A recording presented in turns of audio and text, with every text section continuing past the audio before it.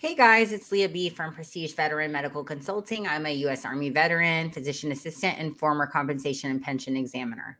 So today I wanted to come on and discuss asthma as it relates to burn pit exposure and go over a couple of articles and just kind of some information about what the condition is and how it can be related to those exposures from when some of you guys were downrange.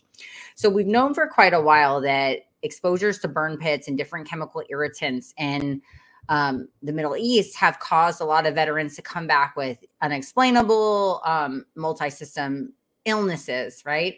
Also with things like asthma, allergic rhinitis, chronic sinusitis, things like that.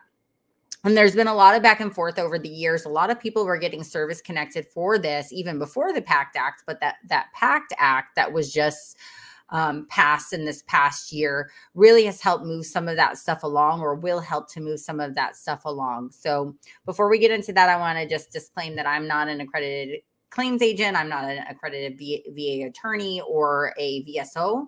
I don't assist with any types of claims filing or strategy assistance or anything like that. Those things are best left to an accredited legal professional. I have a video, if you don't know how to find one, where I show you guys how to go to va.gov and search for one in your area. Right. So I'm just a medical professional that has some knowledge of some of these things, and I like to share it. And hopefully you guys get some good info here to go discuss with your doctors, your VSOs, or whomever. Right. So the PACT Act, as we were discussing, there's a lot of great videos out there on the PACT Act too. Right now, there's good information on va.gov. Where some changes were brought and some positive changes for veterans, right, of multi-errors. So the full name of this law is the Sergeant First Class Heath Robinson Honoring Our Promise to Address Comprehensive Toxins Act, or the PACT Act, right? So there are a lot of changes, like I said, even for Vietnam veterans. There are a lot of changes for Gulf War era veterans, and some of those are related in post 9/11 veterans as well, related to different cancers. From the respiratory standpoint, there are a lot of different conditions that came about, like asthma that was diagnosed after service. All this is on va.gov, right? Chronic bronchitis, COPD, chronic rhinitis, chronic sinusitis. So I would encourage, there's other disorders too, emphysema. I would encourage you guys to go and take a look at. Sorry, I don't know why I went out for a second there. I would encourage you guys to go and take a look at that so you can see what some of those conditions are, right? So what is asthma, right? So asthma is a condition that makes it difficult for you guys to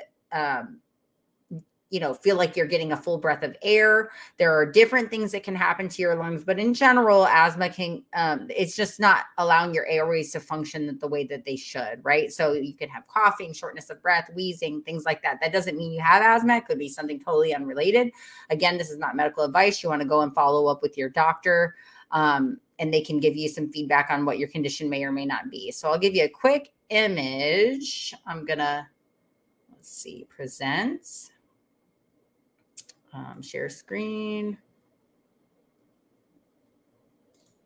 All right, guys, here's kind of an image of normal lungs, right? And then an asthmatic lung, right? So, this is your, your bronchioles, your trachea, all of these things going down into your lungs, right? And so we can see this is what a normal airway should look like, where the air can pass and flow.